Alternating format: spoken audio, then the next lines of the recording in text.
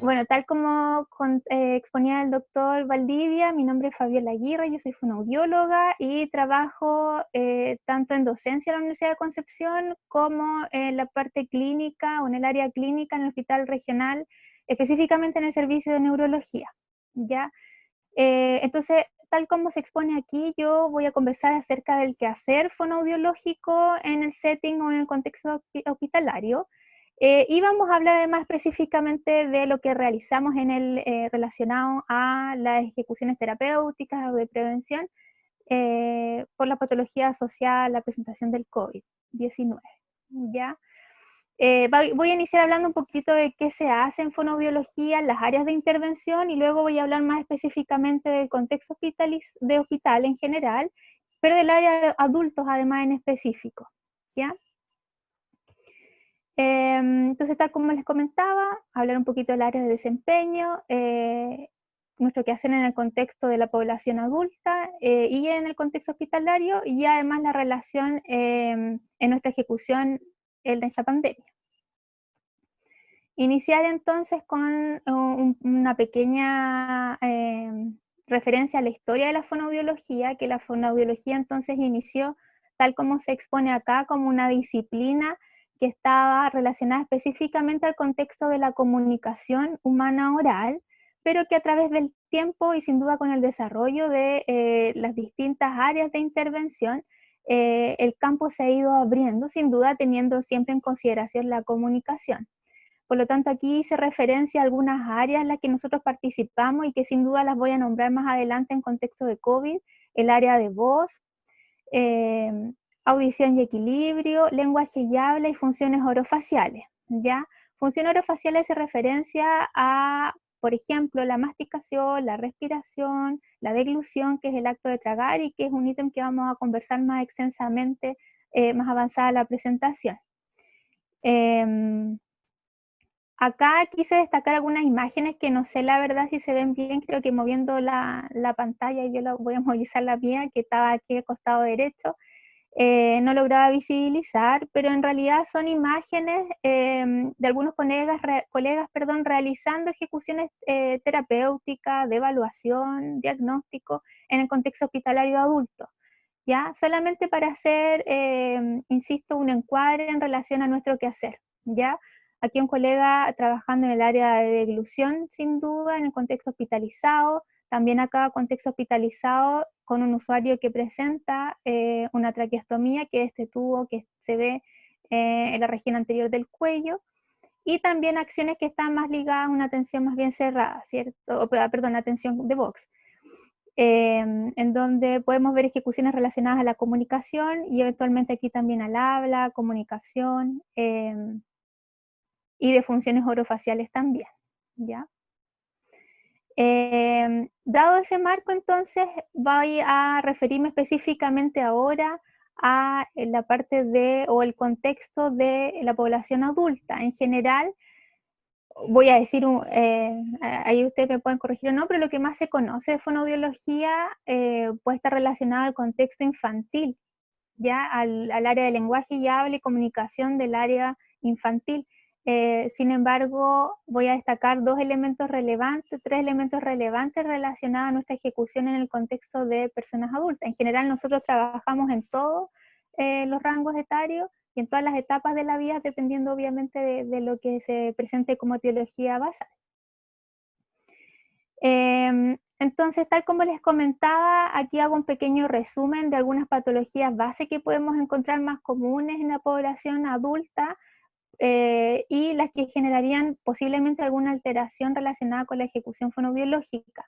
Ya por eso aquí destaco afecciones neurológicas, oncológicas, psiquiátricas, traumáticas, etcétera, y que como consecuencia de ellas eventualmente se podrían presentar algunas de las características o trastornos fonoaudiológicos que se exponen por este lado, ¿ya?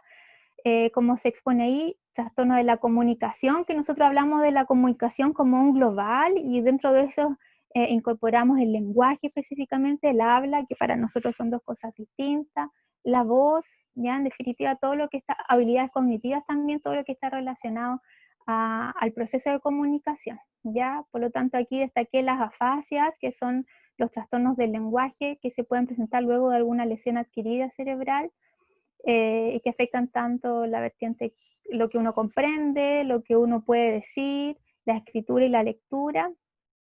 Entonces, comprensión, expresión, lectura y escritura. Disartria como un trastorno motor de habla, así también como la apraxia del habla, también como un trastorno motor de habla, o sea, una dificultad más que nada relacionada a la pronunciación o la articulación, junto con otros factores que están relacionados. El trastorno cognitivo comunicativo, que es una relación o una presentación más bien asociada a aspectos de afectación de las habilidades neurocognitivas, ya más allá del lenguaje, también la atención, memoria, funciones ejecutivas, praxia, etc. Trastorno de la deglución es el acto de tragar y ese trastorno se denomina disfagia. Y trastornos de la voz, que también cuando hay dificultad en la generación de la voz se denominan disfonías, ¿ya? Esto solamente para intentar hacer un encuadre y bueno, exponer también las acciones que realizamos al respecto, que son de promoción y prevención, evaluación, diagnóstico y terapia. En general, en nuestro sistema de salud, bueno, hablando también de mi opinión, el tema de promoción y prevención todavía falta empujarlo un poco más. Suele pasar que nosotros ya llegamos en el momento cuando ya está instalada alguna patología, alguna dificultad, y en fonoaudiología también pasa un poco eso, actualmente, digamos. Pero de todas maneras es parte de las ejecuciones que nosotros realizamos. Quise hacer destacar, sobre todo pensando en el contexto de salud mental y de la relación que podemos tener con esta área en nuestra ejecución, quise destacar brevemente el tema de plan de demencia conectado con la evaluación y la estimulación neuropsicológica o la estimulación cognitiva.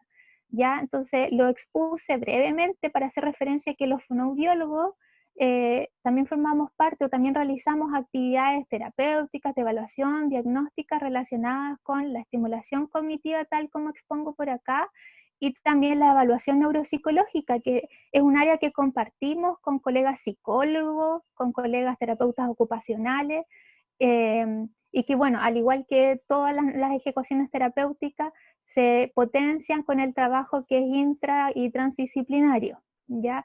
Y quise hacer entonces un pequeño guiño en relación a aquello.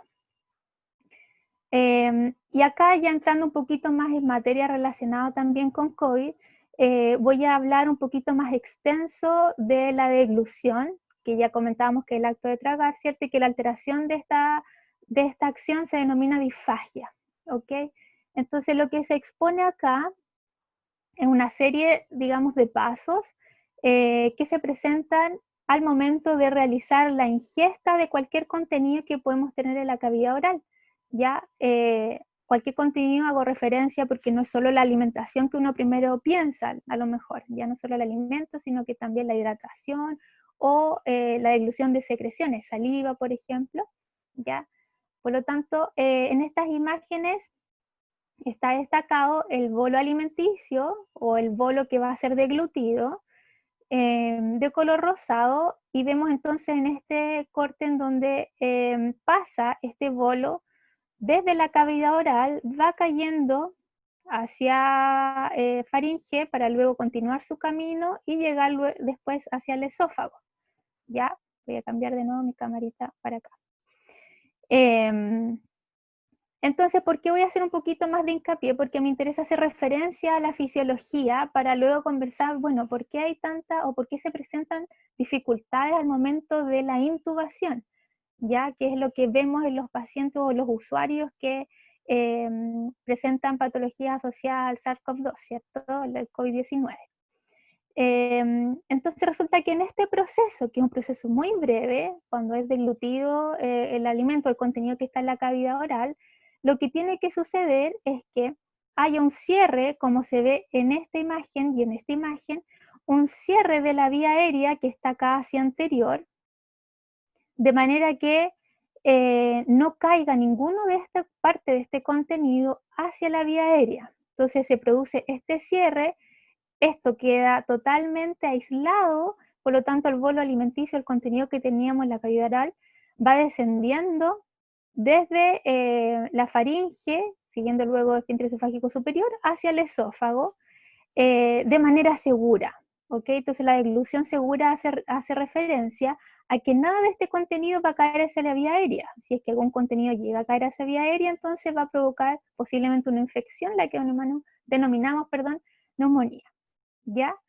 Y quiero acompañar entonces con este pequeño video, y ustedes me comentan si lo ven bien, en donde se ve cómo funcionan las estructuras, cómo se cierra esa parte que va hacia anterior, que es la vía aérea, esta parte que es la epiglotis, desciende, ¿cierto? Y se produce entonces el cierre de esta área que se denomina la encrucijada aerodigestiva, donde confluyen ambas estructuras. Ahora voy a poner play este video. Yo lo veo bien, no sé si Sí, usted lo... se ve bien. Perfecto, súper.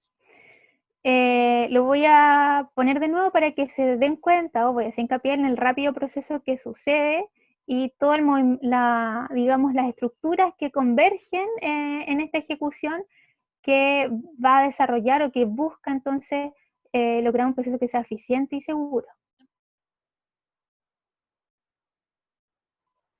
Ok, entonces en este proceso hubo un cierre, se movilizó esta estructura, todo este complejo laringio sube, que nosotros lo denominamos la excursión laringea, porque asciende y se anterioriza, y se produce un cierre de los pliegues cordales o de las cuerdas vocales, y luego este cierre también de la epiglotis que veíamos aquí arriba, para que, insisto, nada del contenido que es tragado o deglutido pueda caer hacia la vía aérea. Y esto es interesante y importante que yo pudiese hacer un poco más de referencia a esto, porque finalmente vamos a ver en las imágenes más adelante el tubo el tubo orotraqueal va a pasar entre cuerdas vocales, o sea, a fin de cuentas, aprovechando esta imagen, el tubo va a pasar por esta área, por lo tanto puede generar distintas complicaciones para este proceso que es la deglución, ¿ya? Eso más o menos a grandes rasgos. Entonces, ¿cuáles son las áreas de interacción que podemos vislumbrar desde la fonoaudiología con las presentaciones que están teniendo los usuarios con COVID-19? Entonces, podemos hablar directamente ya del contexto de intubación, que como ya sabemos es uno de los manejos clínicos que se realizan cuando las personas están mucho más complicadas o presentan un cuadro que requiere sin duda esta intubación. La que probablemente se va a acompañar ¿cierto? De ventilación mecánica, y esto va a generar ciertas consecuencias que van a estar relacionadas entonces con nuestra ejecución, con la ejecución del fonoaudiólogo. Entonces, primero conversar en relación a la ventilación mecánica y cómo pueden haber ciertas dificultades vinculadas al manejo y otros elementos que pueden hacer, digamos, o conllevar a que se presente esta ventilación mecánica asociada a la intubación, que generalmente se presenta o como característica se debe presentar luego de 48 horas de iniciado, de realizar este proceso de intubación. Entonces, ¿cuáles son las dificultades a las que nos podemos enfrentar que generen esta posible presencia o desarrollo, digamos, de la neumonía asociada a esta ventilación? El tubo endotraqueal, ¿cierto? Que es este tubo que se observa en la imagen, que baja a través de la boca y pasa hacia la vía aérea a través de las cuerdas vocales, tal como se ve por este lado, ¿cierto? Va a mantener o se utiliza este balón o CAF para poder retener secreciones por sobre el CAF y que estas secreciones no caigan, ¿cierto?, hacia la vía aérea inferior o hacia los pulmones. Eventualmente, con el uso de la ventilación mecánica o con las aspiraciones continuas, puede suceder que este CAF o este balón que se observa aquí deje de cumplir la función tal cual como debería, y que estas secreciones que se ven aquí de amarillo pueden finalmente caer, aunque sea poco de ellas, por capilaridad hacia los pulmones, que finalmente pueden generar alguna infección. Entonces, esta neumonía asociada a la ventilación mecánica, ¿ya? Por otro lado, eso además recalca la relevancia que tiene la mantención de la higiene oral y de una adecuada, en general un adecuado manejo o adecuadas condiciones en la cavidad oral. ¿A raíz de qué? De que si eventualmente entonces esta cavidad se mantiene en condiciones que no son muy adecuadas o muy higiénicas, probablemente lo que va a pasar es que se genere un cultivo de microorganismos que sean patógenos y que por lo tanto estas secreciones que están mantenidas en la cavidad oral finalmente caigan, ¿cierto? Y puedan quedar por sobre este CAF. Y si pasa todo lo que yo recién mencionaba, eventualmente alguna cantidad de ellas puede caer hacia vía aérea inferior y finalmente producir esta dificultad que es la neumonía asociada a ventilación mecánica, ¿ya? Y por otro lado también se ve, y esto forma parte de la acción clínica también, que puede colonizarse también algunas partes del tubo a raíz de las constantes aspiraciones, por ejemplo, etc. Vamos a hablar más adelante entonces qué hace el fonoaudiólogo en este contexto, ¿ya? Y por otro lado, aparte del tubo endotraqueal, también tenemos la realidad de la traqueostomía, que es uno de los pasos que puede, o decisión clínica que puede ser tomada frente a la utilización de ventilación mecánica que quizás puede ser más prolongada, por ejemplo. Entonces, tal como mencionábamos antes, la presencia de este tubo que se ve aquí, que atraviesa las cuerdas vocales, por distintos mecanismos fisiológicos, mecanismos o acciones mecánicas que están relacionadas con la presencia en sí misma del tubo, puede generar lesiones o mal funcionamiento de las estructuras que están alrededor de este tubo y que finalmente pueden generar, por ejemplo, disfonías, que son las alteraciones de la voz, o disfagia, que son las alteraciones de la deglución que ya comentábamos.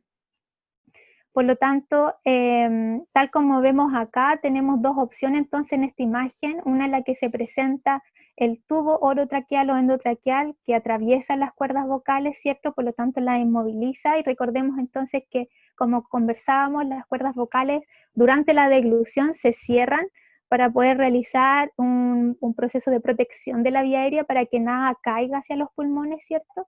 Por lo tanto, obviamente la fisiología de la deglución se ve alterada si es que está este tubo entre las cuerdas vocales, ¿verdad? Junto con otros mecanismos.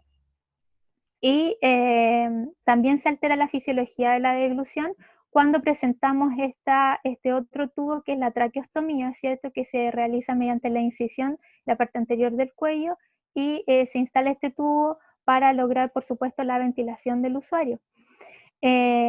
Normalmente, y me voy a hacer hincapié también en esta parte de fisiología, el aire, ¿cierto? Ingresa a través de nariz y boca, con todas las funciones que implica eso, y luego sale, ¿cierto? O se produce la exhalación a través también de este tubo. El aire sigue entonces este camino, ¿verdad? El que estoy mostrando acá, ingreso y salida, ingreso y salida. Ahora, eso se ve alterado si es que está este tubo en donde, tal como se ve en la imagen, el ingreso y la salida del aire es a través del tubo, ¿ya? Por lo tanto, todos los elementos que suceden en esta área, por sobre, digamos, el tubo de traqueostomía, se ven alterados, ¿ya? La fisiología, tanto, sobre todo, y voy a hablar del tema del movimiento y de la sensibilidad, ¿ya? La sensibilidad sin duda se ve disminuida cuando tenemos la presencia de este tubo porque el aire no está pasando de forma normal y eso va a hacer que nuestros receptores entonces eh, funcionen de manera distinta y lo mismo va a pasar con la motilidad, ¿ya? Podría extenderme mucho más en relación a estas dificultades, pero no quiero irme a algo tanto más técnico, así que por el minuto lo voy a dejar así. Si alguien tiene alguna otra duda, lo podemos conversar más adelante. Por lo tanto, entonces, bueno, estas son algunas de los escenarios que se enfrenta un usuario que ha sido intubado a raíz de este contexto de COVID-19, ¿ya? Entonces, resumiendo lo que ya conversábamos, ¿qué es lo que podemos encontrar como alteración mientras el usuario se encuentra con el tubo endotraqueal o orotraqueal? Eventualmente se podría presentar candidiasis oral a raíz del tema de la higiene que ya les hacía hincapié, falta de movilidad lingual, porque recordemos que el tubo entonces interfiere en las posibilidades que tenemos de motilidad normal de la cavidad oral en general, disminución de la secreción de saliva o resequedad, hiposalia, y eventualmente úlcera o laceraciones linguales o labiales a raíz del posicionamiento del tubo, Luego de que la persona ya es extubada, podemos presentar algunas otras posibles alteraciones como las que se describen acá. El drooling o el babeo, ya por una dificultad que puede ser de sensibilidad o de motilidad, cualquier atoro o sensación de cuerpo extraño que va a estar relacionado entonces con la mecánica que estuvo alterada o también con alguna lesión a raíz de la presencia del tubo. La excursión laringea, que es este movimiento que yo denominaba el complejo laringeo que se mueve, asciende, se anterioriza y luego desciende nuevamente, puede estar limitada. El dolor al tragar o odinofagia, degluciones múltiples a raíz de la sensación de no realizar la limpieza completa al momento de deglutir, y eventualmente voz húmeda, que en realidad es la señal de que algún contenido ha caído hacia la vía aérea y ha producido entonces esta sensación, esta fonación al emitir la voz que que nosotros denominamos voz húmeda, y que es un indicador de la presencia de algún contenido en vía aérea que claramente no debería estar ahí. En base a eso, entonces, quise destacar esta revisión de la literatura en donde se exponen las complicaciones laringeas a raíz de la intubación orotraqueal, ¿ya? Y aquí resume y expone algunas de las cosas que ya les acabo de nombrar, ¿ya? Dificultades, por ejemplo, en el habla, en el discurso. Por otro lado, también dolor en la garganta, ya que si está relacionado con el hecho de tragar, es ahí donde lo denominamos odinofagia. Una sensación de cuerpo extraño en la garganta, síntomas que pueden ser faringo-laringotraqueales, como también se denominamos recién el dolor, la tos, aumento de secreciones que no están siendo bien manejadas. Aquí se habla del granuloma y lo quise destacar también porque es una de las posibles presentaciones o lesiones que pueden aparecer a raíz de la intubación. El tubo, entonces, estando en medio de cuerda vocal, puede generar estas lesiones, generalmente en el tercio posterior, que es donde va a estar ubicado el tubo, y que eso genere finalmente una disfonía. Eventualmente también parálisis cordal asociada, y reducción voy a mover de nuevo mi cámara, reducción de los patrones motores y de sensibilidad local y compromiso del proceso de la deglución, presentándose finalmente entonces una disfagia. Este es un resumen que quise presentarle de todo lo que ya conversábamos en la diapositiva anterior, ¿ya? Entonces, todas estas complicaciones pueden estar asociadas a la presencia del tubo orotraqueal y por lo tanto que son necesarias finalmente de abordar. Y ahí es donde entra la acción fonoaudiológica en conjunto sin duda con los otros profesionales que están vinculados a la rehabilitación, kinesiólogo, kinesiología, enfermería, terapeuta ocupacional, psicólogo, etc. Quise destacar también esta publicación, también que hace referencia a la disfagia post-intubación relacionada ya con el COVID y destaca en realidad los mismos elementos que ya veníamos conversando, que en realidad están asociados a un contexto, digamos, de intubación común, y aquí simplemente lo destaco desde la perspectiva COVID, ¿ya? Si se dan cuenta, se exponen acá elementos de los que ya veníamos conversando, algunos mecanismos que contribuyen al desarrollo de la disfagia asociada a la presencia del tubo orotraqueal o de la intubación, el trauma, orofaringio y laringio, debilidad muscular, neuromuscular, sensibilidad laringea reducida, sensorialidad en general alterada, presencia de reflujo gastroesofágico, y dificultades en la sincronización de la respiración y la deglución. ¿Por qué es importante esto? Y voy a detenerme aquí. En la fisiología de la deglución, cuando yo les comentaba que las cuerdas vocales se cerraban y la epiglotis también bajaba para poder proteger la vía aérea y que nada caiga hacia anterior, ¿cierto? En este proceso, como hay un cierre de la vía aérea, por el cierre de las cuerdas vocales y de la epiglotis, hay una apnea, se produce una apnea, ¿ya? Por lo tanto, debe haber una coordinación suficiente en el proceso de la deglución para que cuando traguemos se produzca esta apnea y no haya un riesgo de que caiga contenido en esa vía aérea y se produzca esta aspiración, ¿ya? Por lo tanto, en la presencia también del tubo o alguna de las consecuencias que puede haber luego de la intubación, esta dificultad de coordinación de la respiración con la deglución, o sea, la apnea con el momento del paso de alimento por esta encrucijada aerodigestiva que les mostraba, es donde se juntan entonces los dos tubos, comillas, ¿cierto? Vía aérea y vía digestiva.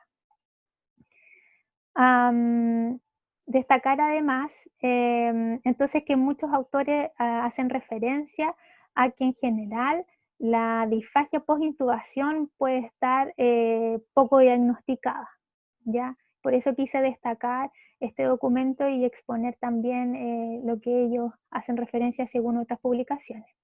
Entonces, específicamente, añadido a las características comunes que podemos encontrar en un usuario que por cualquier otra etiología ha sido intubado, en relación a los usuarios COVID se ha reportado entonces algunas dificultades pulmonares que pueden ser más a largo plazo. Por ejemplo, como se expone acá, reducción en la función pulmonar o incluso pueden desarrollar fibrosis pulmonar. Entonces estos elementos también sin duda van a complicar el contexto general del usuario, pero además específicamente de la deglución y de la fonación, de la deglución específicamente relacionada entonces con esta coordinación que ya conversamos que debía existir entre el proceso de la respiración y la deglución o el paso de alimentos.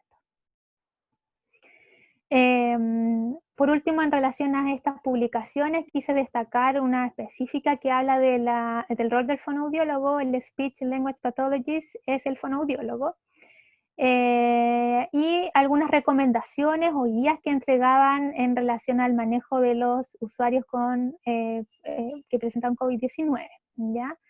Quise destacar sobre todo por el área de la ejecución que nosotros tenemos, que previo entonces al COVID-19, tal como se expone aquí, virtualmente no había una consideración de cómo el fonoaudiólogo producía, mediante sus acciones, o podía generar aerosoles, ¿ya? Y ese es un elemento que quise destacar porque, bueno, en nuestra realidad nosotros solemos estar un poquito más atrás que el resto del mundo, ¿cierto? Entonces, quise destacar este elemento que en realidad el journal de los fonoaudiólogos hace referencia a que probablemente nosotros no teníamos mucha conciencia o en el medio no había mucha conciencia de cómo los procedimientos que nosotros realizábamos producían aerosoles, que es esta forma entonces de exposición a mayor contagio en este contexto de pandemia, ¿ya? Y aquí hice un pequeño guiño en relación a cuáles son estos procesos o estas acciones que pueden generar mayores aerosoles dentro de los cuales nosotros también podemos estar involucrados. Nosotros y otros profesionales sin duda, pero pareciera ser que para otras áreas era mucho más evidente, por ejemplo la kinesiología o la enfermería. Intubación y extubación, ventilación mediante ambú, evaluaciones mediante endoscopía, ventilación no invasiva, traqueostomía, la realización completa del examen físico, fisioterapia relacionada a lo respiratorio y la aspiración de secreciones. Lo que nos pasa a los fonoaudiólogos que muchas veces, o sea, no forma parte de nuestro protocolo necesariamente, por ejemplo, aspirar las secreciones, sin embargo, es probable que estemos presentes cuando eso se realiza en usuarios traqueostomizados o que están intubados, porque trabajamos comúnmente en conjunto. Quiero decir, por ejemplo, vamos a trabajar con un usuario que está traqueostomizado y vamos a trabajar con kinesiología y fonoaudiología. Entonces vamos a estar haciendo ejecuciones en conjunto. Por lo tanto, ahí también hay una acción en la que estamos expuestos en relación al tema de los aerosoles o la aerosolización. Por otro lado, también esto habla de la realidad gringa, ¿ya? Porque los fonoaudiólogos trabajan con más recursos de lo que nosotros trabajamos acá, por lo tanto realizan o participan en las evaluaciones, o las realizan realmente, las evaluaciones que son más instrumentales mediante endoscopio, una nasofibroscopía, donde realizan evaluación de la deglución directamente, o incluso videofluoroscopía, pero que esa no es la realidad que tenemos, al menos en el hospital regional. Tenemos solo una colega que participa dentro de estos exámenes de nasofibroscopía vinculados a la deglución. Perdón. Y por acá entonces están estas recomendaciones que yo ya les nombraba, ¿ya? Para poder tener ojo frente a la ejecución de el trabajo con usuarios COVID-19, ¿ya? Hay que tener ojo, por ejemplo, en los trabajos terapéuticos relacionados a la deflación del CAF. Nosotros vamos haciendo trabajos que están relacionados con ir desinflando este balón, ¿verdad? Para ir restituyendo la fisiología común de la deglución en general, junto con la fonación y por lo tanto la comunicación. Y acá la verdad se dice que ojo, que dependiendo de si es un usuario que está realmente positivo, la idea es poder detener este proceso o realizarlo cuando ya se sepa que sí o sí se va a extubar, etc. Es prudente que los usuarios, por otra parte, también que están traqueostomizados, por ejemplo, utilicen aparte de la mascarilla quirúrgica, en nariz y boca, también utilicen una mascarilla en la traqueostomía, ¿sí? Para poder minimizar la transmisión viral, y es lo que se muestra en esta imagen, ¿ya? Que recomiendan entonces la utilización, por ejemplo, de esta presentación cuando tenemos un usuario que está confirmado o eventualmente en riesgo de. Entonces, para hacer un pequeño resumen, ¿cuáles son las acciones fonoaudiológicas que están vinculadas a estos usuarios que pueden estar o intubados o eventualmente traqueostomizados a raíz de la presencia de COVID-19, ¿verdad? Por un lado ya hablamos que era el área de voz con la disfonía y el área de deglución con la disfagia, ¿sí? Entonces tenemos acciones que pueden ser de prevención y por otro lado también acciones cuando ya está instalada alguna dificultad. Entonces, en este caso, hago referencia al usuario intubado, en donde qué es lo que vamos a tener en consideración, que el posicionamiento sea adecuado, que el posicionamiento de la cabeza también esté relacionado con cómo está posicionado el tubo, de manera a disminuir lo más posible estas ulceraciones o lesiones en la cavidad oral. Sin duda, la evaluación de la cavidad y mantención de higiene y humidificación, que además también va relacionado con cuando ya se va disminuyendo la sedación, ¿cierto? Y el usuario puede estar, o usuaria puede estar más vigil, tener consideración del bienestar también, que entre tantas cosas clínicas, la verdad es que en distintas situaciones se puede dejar un poco de lado este proceso de adaptación y de conocimiento de la nueva realidad. Y dentro de eso va la sensación de bienestar también. Entonces, por lo tanto, por eso hago referencia a la humidificación de la cavidad oral, porque tener la boca seca es una situación muy incómoda. Aparte, por supuesto, de pensando cuando estamos recién disminuyendo la sedación y teniendo el tubo en la cavidad oral. Observación del estado muscular, acciones generalmente pueden ser más pasivas si la persona está sedada, para mantener la motilidad labial, en general oral, lingual, etc. Idealmente trabajar con la funcionalidad de la vía aérea, o sea, poder mantener la fisiología lo más normal, no lo más normal, sino que mantenerla, acercarnos lo más posible a la fisiología esperada. Por lo tanto, ahí se hace en algunas ocasiones, cuando hay disponible, se hace una terapia en la que se envía aire por el catéter subglótico. Cuando existe un catéter de aspiración subglótica, como es para retirar secreciones, también se puede enviar aire de manera terapéutica para poder ir restableciendo entonces la fisiología que ya conversábamos, pero en la revisión, en la publicación que digamos justo en la diapo anterior, también se habla de tener ojo, porque a fin de cuentas este proceso de enviar aire también puede ir generando mayor aerosoles y por lo tanto aumentar finalmente los riesgos de contaminación o de diseminación o transmisión viral. Por lo tanto, en este contexto ahí habría que tener cuidado en qué momento sí decidir utilizar a lo mejor estas terapias en las que busca mantener entonces la fisiología del tracto. Estimulación, respuesta motora o del reflejo orofaringeo, que es la respuesta motora orofaringea, nosotros le denominamos a este hecho de tragar. ¿Sí? Entonces se puede ir estimulando de manera más pasiva, ya lo que nosotros utilizamos comúnmente o de forma, porque además de fácil acceso también es el agua, el hielo en realidad, para poder a través de la temperatura ir generando eventualmente esta respuesta motora orofaringea.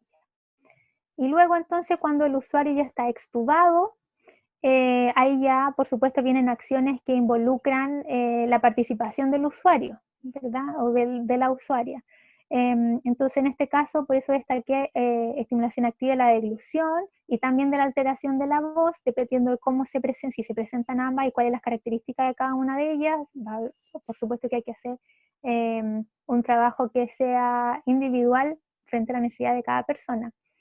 Y distintos esfuerzos en mejorar la deglución y por supuesto la protección de la vía aérea. Ya, por ejemplo, la mantención de higiene oral, que ya hablamos de lo importante que para disminuir la colonización de las secreciones que puedan en la cavidad, activación de la musculatura involucrada en general en el proceso de la deglución, mejorar la respuesta motora orofaringe, la protección de vía aérea, además, por supuesto, del proceso del trabajo de la voz, que va de la mano con la comunicación. Y uno de los objetivos también entonces va a ser migrar desde la posible alimentación enteral que pueda mantener la persona, ¿cierto? Probablemente por alguna sonda nasoenteral, ya sea gástrica o nasoyeyunal, o eventualmente, si es que viene el caso en algún momento, una gastrostomía, migrar entonces desde ese proceso para ir idealmente logrando una alimentación mixta o idealmente entonces una alimentación oral completa. Por último, quise destacar algunas recomendaciones que realiza la SOCHIM y la Sociedad Chilena de Medicina Intensiva en relación a la prevención y minimización de secuelas de deglución y comunicación en las personas con tubo endotraqueal. ¿Ya? De la División de Fonoaudiología y Terapia Ocupacional, entonces, los colegas que están expuestos aquí, Rodrigo Tovar y Belén Briceño, hicieron o elaboraron esta guía, que es una guía interesante porque está destacada o expuesta para todos los profesionales, no solo para fonoaudiólogos. De hecho, en su redacción incluye distintas opciones a poder ejecutar para mantener o prevenir o minimizar, como está expuesto aquí, las secuelas relacionadas a deglución y comunicación. Y quisiera destacar, porque aquí son momentos específicos o acciones específicas relacionadas a quizás a la deglución, por ejemplo, posición cefálica, que ya lo hablábamos antes, higiene oral, estimular la reactividad deglutoria y mantención de los umbrales, con los enfriadores que ya hablamos recién, el tema del hielo. Por lo tanto, la estimulación de la deglución no nutritiva, cuando hablamos de deglución no nutritiva, hace referencia a la deglución de todo lo que no es alimento, y principalmente saliva, secreción. También algunas recomendaciones en relación a la comunicación cuando está incluido o cuando todavía está presente el tubo endotraqueal, ¿cierto? Por ejemplo, movilizar la lengua cada 3 o 4 horas al menos, para que no se dé esta posición viciada en general. Y destacar también algunas acciones para facilitar la comunicación que se recomiendan, ¿ya? Por ejemplo, y esto lo vinculamos con lo que ya hablaba antes de, del bienestar y de la calidad de vida, ¿sí? Independiente del nivel de conciencia, siempre establezca una conversación con la persona, explíquele lo que se va a realizar. De repente pueden ser recomendaciones que pueden ser obvias, pero que en el trajín y la preocupación además del contexto que estamos viviendo pueden quedar un poco de lado. Por lo tanto, quise destacar este elemento que se expone acá en estas recomendaciones. Favorecer la atención y la orientación, y la alerta al momento que el usuario ya está disminuyendo la sedación, pesquisa formal e informal del delirium, si es posible tener en la pared fotografías o mensajes de la familia. Eventualmente también se recomienda tener algún sistema, si la persona no puede comunicarse aún, algún sistema de comunicación, ya sea lo que nosotros denominamos tablero de sistema de comunicación alternativa aumentativa, donde la persona puede ir indicando lo que desee a través de palabras o de imágenes, etcétera. Entonces me pareció importante además hacer un poquito hincapié en relación a esto y también buscar entregar algunos lineamientos que sean un poco más concretos para los profesionales en general y que además esté vinculado también con el bienestar, ¿sí? Finalmente la salud mental. Y con esto termino lo que les quería comentar hoy. Muchas gracias.